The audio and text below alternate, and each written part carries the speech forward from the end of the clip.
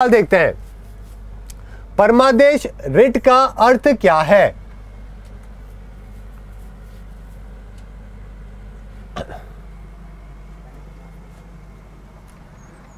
जल्दी से बताओ भाई। अरे भाई ओनली टेस्ट क्या यार, 300 रुपए पर मंथ आपको पड़ रहा है, जिसके अंदर आपको मैथ, रीजनिंग, जनरल साइंस, ठीक है, करंट अफेयर सब कुछ आपको पढ़ाया जा रहा है। इसके अलावा दोस्तों यहाँ पे आपको सारे सब्जेक्ट भी मिल जाएंगे और 30 जो टेस्ट है ना लास्ट के, उनके वीडियो सोल्यूशन भी है। अभी यार वीडियो सोल्यूशन सब कुछ आपके पास 30 टेस्ट के भी अवेलेबल है। 300 रुपये पर मंथ यार, इतना तो कर ही सकते हो यार, अब इससे कम और क्या क्या एक्सपेक्ट करते हो यार। चलो तो यहाँ पे देखो परमादेश रिट का मतलब है, देखो मैं दोस्तों आपको पहले ही बता चुका हूं, काफी बच्चे कंफ्यूज होते हैं आर्टिकल 32 को लेकर, समझ गए, जिसको हम क्या बोलते हैं, रिट लगाना है, जो कि हम कहते हैं। मैं पहले भी बहुत बार पढ़ा चुका हूं, अभी भी मुझे मालूम है बहुत सारे बच्चे गलत आंसर करेंगे। यहाँ पे देख लो अभी भी बहुत सारे बच्चे गलत आंसर कर रहे हैं, कोई सी कर रहा है, कोई डी कर रहा है ना। ठीक है, अभी देखो सबसे पहले क्या होता है, हर्बस कॉर्पस होता है, जिसको अपन बोलते हैं बंदी प्रत्यक्षीकरण। समझ गए मेरी बात? अगर कोई आपको 24 घंटे से ज्यादा जेल में रखता है, जज के सामने पेश नहीं करता है, तो आपको जो है बंदी प्रत्यक्षीकरण, जिसको हम क्या बोलते हैं भाई, बंदी प्रत्यक्षीकरण, तो आपको हो गया, ये हो गया हर्बस कॉर्पस। ठीक है, ये तो 24 घंटे जो है से पहले आपको क्या होता है, जज के सामने जो है वो पेश करने वाला है।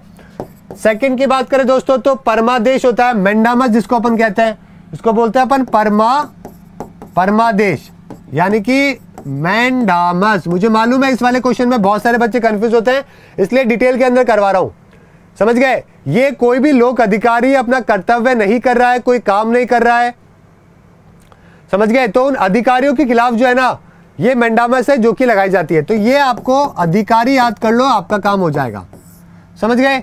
चलो भाई तीसरे के ऊपर आ जाओ। तीसरे होता है प्रोहिबिशन, जिसको अपन बोलते हैं ठीक है, प्रतिषेध रिट है, जो कि हम इसको कहते हैं, क्या है भाई, प्रोहिबिशन। प्रोहिबिट का मतलब क्या होता है, रोकना, है ना, यानी कि क्या हो गया भाई, कोई भी, ठीक है, ये जारी कब जाती है कि भाई कोई भी निचला मुकदमा जो है ना, वो किसी ने करा है और उचले वाले ऊपर वाला जो अपना कोर्ट है वो उसको क्या कर देता है, गलत प्रूव करता है, यानी कि उसके निर्णय के विरुद्ध जो है ना वो फैसला सुनाता है, समझ गए। तो ऊपर वाला कोर्ट जो है, हाई कोर्ट जो है, वो लोअर कोर्ट को जो है ऑर्डर देता है अपने जजमेंट को क्या करने को लेकर, हटाने को लेकर, अगर उसने कोई गलत जजमेंट है जो कि कर दिया है तो, ठीक है, समझ गए, यानी कि कोर्ट इस केस को उनको हायर कोर्ट को भेजना पड़ता है। चौथा बात करें तो ये होता है उत्प्रेषक। उत्प्रेषक का मतलब क्या होता है इंग्लिश में, सिशौशरी इसको कहते हैं। इसका मतलब भी क्या है दोस्तों, कि ये भी जो है, अगर कोई भी न्यायालय अपने एरिया से बाहर, ठीक है, अगर अपने एरिया से बाहर का कोई जजमेंट सुना रहा है ना, और ऊपर वाला कोर्ट क्या बोलता है, नीचे वाले कोर्ट को बोलता है कि आप ऐसा नहीं कर सकते हो, ये रिट जो है दोस्तों, ये सब ऑर्डिनेट कोर्ट के विरुद्ध जारी करी जाती है, और यह निर्देश दिया जाता है कि जो मुकदमा है उसको क्या करना पड़ेगा, हाई कोर्ट को भेजना पड़ेगा। तो भाई एरिया से बाहर जो है ना, ऐसा नहीं कि भाई जोधपुर हाई कोर्ट जो है वो जयपुर हाई कोर्ट का फैसला सुना रहा है, ऐसा नहीं कर सकता, तो फिर वो फाइल जो है हाई कोर्ट के ऊपर चल जाती है। एक होता है अधिकार परीक्षा, ये होता है को वारंटो। इसका मतलब क्या है भाई, कि भाई किस अथॉरिटी से जो है आपने इस काम को किया है, बाय व्हाट अथॉरिटी, आपके पास अथॉरिटी थी जो आपने काम किया है, समझ गए, ठीक है। तो ये 5 तरीके की होती है। आपका आंसर की अगर मैं बात करूं तो आपका डी आपका बिल्कुल सही है, समझ गए। बहुत सारे बच्चों ने सही आंसर भी किया है, बहुत अच्छी बात है दोस्तों। इस क्वेश्चन के ऊपर जो है 50 लोग कंफ्यूज होते हैं, है ना। चलो आगे बात करें। नेक्स्ट क्वेश्चन है आपका, विदेशी मुद्रा जो अल्पावधि लाभ कमाती है उसे क्या कहते हैं। फॉरेन करेंसी जो कि शॉर्ट टर्म प्रॉफिट कमाती है। डॉलर खरीदा था आपने 68 के ऊपर, आज 72 हो रहा है, बेच दिया भाई 4 दिन के अंदर, फॉर एग्जांपल 4th डे आपने बेच दिया, पैसे कमा लिए ना, क्या बोलेंगे, हॉट करेंसी उसको कहेंगे। सिंपल सी बात है भाई, करेंसी हॉट ही चल रही है ना, है ना। अरे करेंसी हॉट चल रही है तभी तो भाई आपको फायदा मिल गया, सिंपल सी बात है। तो ये आपका सही आंसर हो जाएगा। और वीडियो को शेयर कर दो भाई अपने व्हाट्सएप पे, ग्रुप पे, ठीक है, ताकि और भी बच्चे ज्वाइन कर सके। शेयर कर दो अगर अभी तक आपने शेयर नहीं किया तो। निम्नलिखित वर्षों में से किन वर्षों के दौरान सरकार ने योजना अवकाश है जो कि घोषित किया था?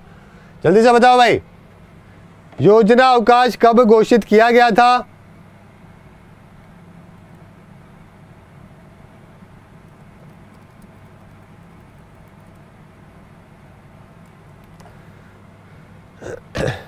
आंसर करो। देखो एक बात हमेशा ध्यान रखना दोस्तों, ठीक है, अगर 5 ईयर प्लान्स के बारे में अगर आपसे पूछे ना, तो सबसे पहला जो प्लान्ड हॉलीडे आया था वो कब आया था भाई? 66 से 69 आया था, समझ गए? 66 से 69 है जो कि आया था।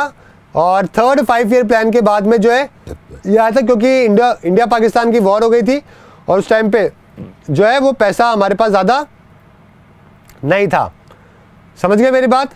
तो ये बात आपको यहाँ पे ध्यान रखनी है, पेपर पॉइंट ऑफ व्यू से इंपॉर्टेंट है, ठीक है दोस्तों। आगे बढ़े। और एक रोलिंग प्लान भी अगर आपसे पूछे कि बताओ भाई रोलिंग प्लान कब आया था, तो रोलिंग प्लान कब आया था भाई? 78 और 79 के टाइम पे, ठीक है ना, ठीक है, क्योंकि 5th 5 ईयर प्लान जो है वो पूरी तरीके से उस टाइम पे खत्म कर दिया गया था, ठीक है। तो ये बात भी आपको यहाँ पे ध्यान रखनी है।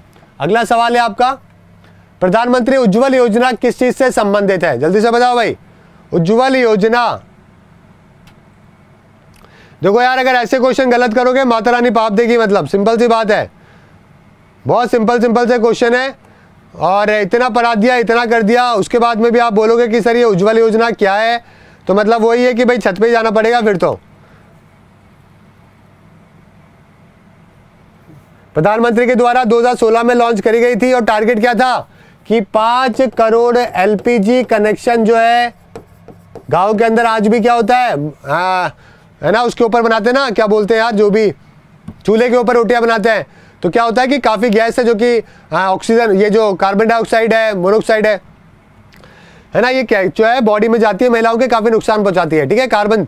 तो यहाँ पे जो है एलपीजी कनेक्शन प्रोवाइड करने के लिए बीपीएल फैमिली को अवेलेबल करवाने के लिए कहा गया था, है ना। और ठीक है, और काफ़ी लोगों को इसके अंदर दे दिए भी गया, लेकिन रिफिल जो है लोगों ने इसके अंदर कम करवाया वापस। ओके, तो यहाँ पे अगर आपका आंसर हो जाएगा तो क्या हो जाएगा? बी आपका बिल्कुल सही आंसर है, ठीक है। चलो अगला सवाल देखते हैं। भारत के उपराष्ट्रपति ने 26 अक्टूबर 1962 को पहली बार अनुच्छेद 352 के तहत आपातकाल की घोषणा करी थी। किस कारण से करी थी ये आपको बताना है।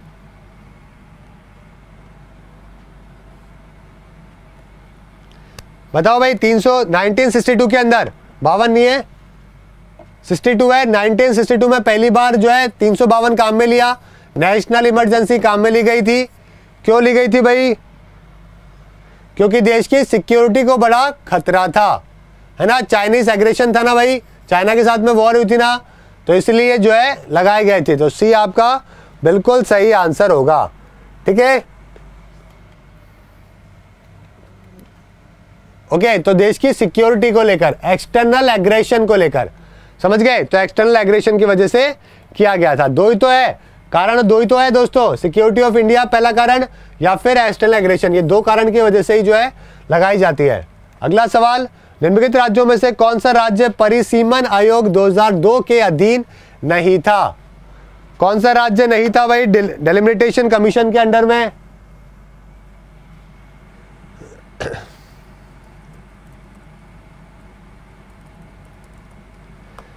आंसर क्या होगा?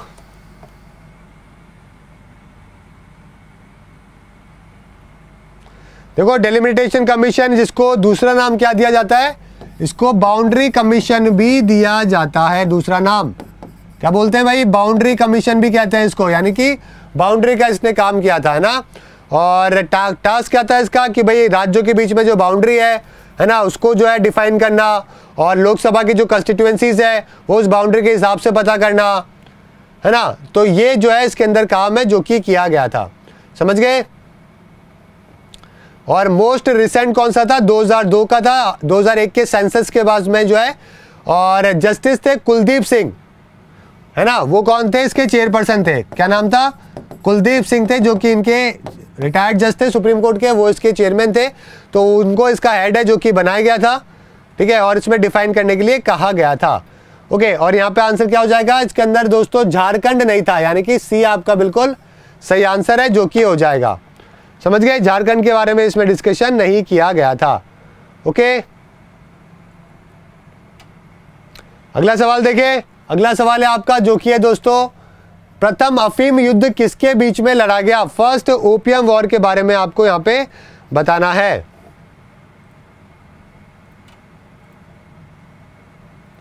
बताओ भाई, फर्स्ट ओपियम वॉर, भाई ब्रिटेन को क्या करना था, चाइना के जवानों को खराब करना था, तो उसने क्या किया, अफीम की जो है वहां पे तस्करी शुरुआत कर दी और वहां की जनता पूरी तरीके से खराब हो गई, काम बंद हो गया और ब्रिटेन को वहां का एक्सेस मिल गया। बड़े कमीने लोग थे ना ब्रिटेन के, मतलब जनता को खराब करके वहां का मार्केट कैप्चर करना, तो अफीम जो है वो वहां से बेचने लग गए ये लोग, इतना अफीम जाने लग गया कि जनता जो है वो पूरी तरीके से वहां पे खराब हो गई, है ना।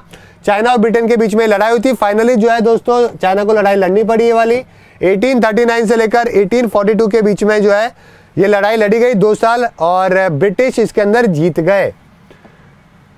ठीक है, हांगकांग वाला जो एरिया है वो ब्रिटेन के पास में उसी टाइम पे चला गया था, कई सारे पोर्ट है जो कि ब्रिटेन के पास में चले गए थे। ओके, चाइना के पास में हालांकि काफी ज्यादा सेना थी, लेकिन फिर भी जो है चाइना को हार का सामना करना पड़ा। ओके, आगे देखते हैं, हैम्बर्ग निम्नलिखित में से किस नदी के तट पर बना हुआ है। हैम्बर्ग के बारे में आपको बताना है। पहला तो बात यह है कि आपको यह पता होना चाहिए कि भाई हैम्बर्ग है कहां पे, उसके बाद तो फिर आप नदी के बारे में बताओगे। हैम्बर्ग दोस्तों एक नॉर्दर्न जर्मनी की सिटी है, ठीक है, नॉर्दर्न जर्मनी की सिटी है। आंसर वगैरह भाई क्या होगा, कौन सी, बिल्कुल सही जवाब है एल्बे नदी दोस्तों, एल्बे है जो कि नदी है। थेम्स तो भाई लंदन के अंदर है, आपको मालूम है, थेम्स नदी कहां पर है, लंदन के अंदर है। और शाइन नदी के बारे में भी बता दो भाई, ये कहां पर है,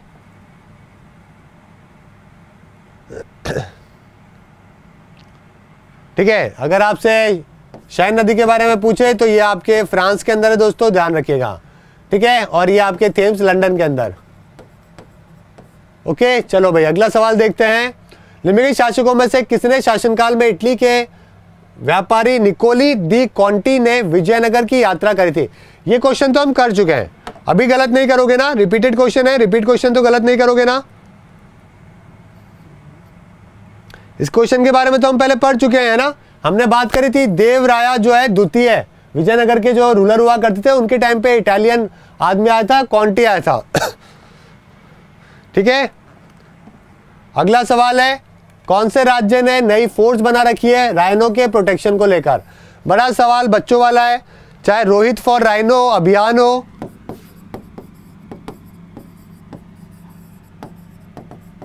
ठीक है, रोहित शर्मा के द्वारा स्टार्ट किया गया था राइनोस को बचाने के लिए। और राइनो आपको मालूम है काजीरंगा में पाए जाते हैं मैक्सिमम, है ना, तो काजीरंगा आपका बिल्कुल सही आंसर हो जाएगा। ठीक है, पूर्ण स्वराज घोषणा के समय भारत के वायसरॉय कौन थे, जल्दी से बताओ भाई। एक और महत्वपूर्ण सवाल,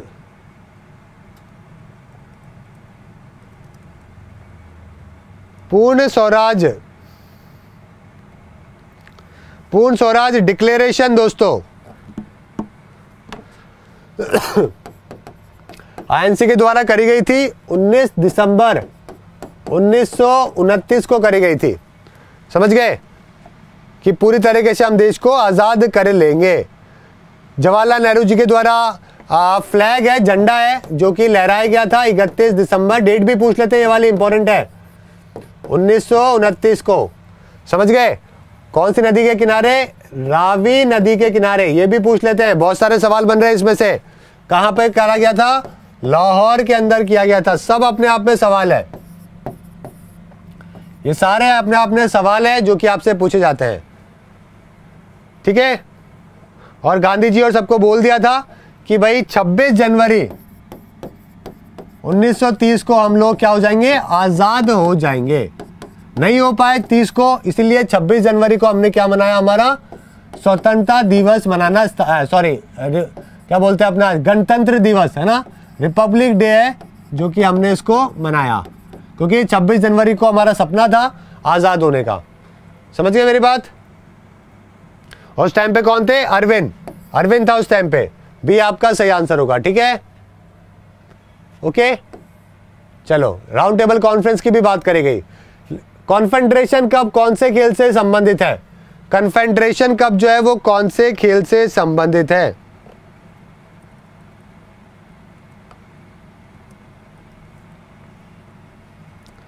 आंसर बताओ भाई क्या होगा, और वीडियो को शेयर कर दो व्हाट्सएप पे, ग्रुप पे, सब जगह पे, ताकि और भी बच्चे ज्वाइन कर सकें। ठीक है, 2004 के अंदर इसकी शुरुआत करी गई थी। फुटबॉल का कप है, अफ्रीका के जो कॉन्टिनेंट है वो लोग इसको खेलते हैं। करंट चैंपियन जो है वो वहाँ की CAF चैंपियंस लीग है। ठीक है, करंट चैंपियन कौन है? नहीं, करंट चैंपियन वो कुछ ज़मालेक करके एक वहाँ का क्लब है, ज़मालेक करके वो क्लब है जो कि इसका चैंपियन है। ठीक है ना दोस्तों। चलो नेक्स्ट है आपका भारतीय स्टेट बैंक दिवस कब मनाया जाता है? SBI day. SBI डे के बारे में आपको बताना है। SBI डे की बात करें तो आपका आंसर क्या हो जाएगा? SBI डे हो जाएगा 1 जुलाई दोस्तों, ध्यान रखिएगा। ठीक है, बहुत ही सिंपल सा सवाल है। निम्नलिखित कथनों में से कौन सा असत्य है? कौन सा असत्य है भाई?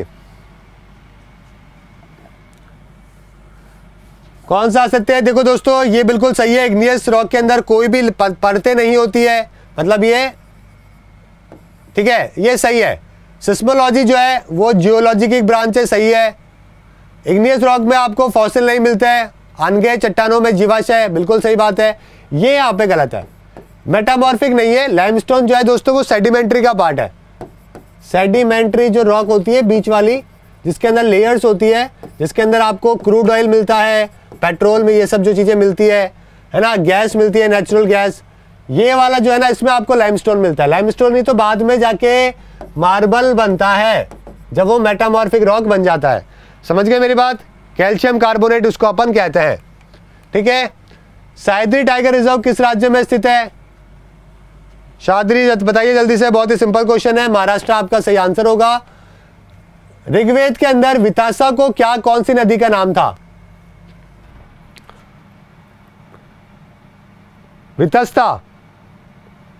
वितस्ता नदी का नाम, आधुनिक नाम क्या है ये आपको बताना है। वितस्ता दोस्तों पहले के टाइम पे जो है वो झेलम को कहा करते थे। ठीक है, ये देखिए पूरे नाम याद करने हैं आपको। सिंधु है इंडस, वितस्ता है झेलम, अस्कनी है चिनाब, परुश्री है रावी, विपास है ब्यास, और यहाँ पे श्रुतुद्री है सतलज। तो ये नाम याद करेगा, पेपर में एक सवाल आता है SSC एग्जाम और रेलवे दोनों में। कुरु महाजनपद की राजधानी क्या थी? एक और इंपॉर्टेंट सवाल। कुरु की बात करें तो ये दिल्ली वाला एरिया था, और हस्तिनापुर जो है ये इसकी राजधानी हुआ करती थी। ठीक है ना दोस्तों। तुर्क जहागिरी किस भाषा में लिखी गई थी? तुर्क जहागिरी, जहांगीर की जो है वो ये ऑटोबायोग्राफी है दोस्तों, खुद के द्वारा लिखी गई, और पर्शियन लैंग्वेज में इसको लिखा गया था। ठीक है दोस्तों, ध्यान रखिएगा पर्शियन के अंदर।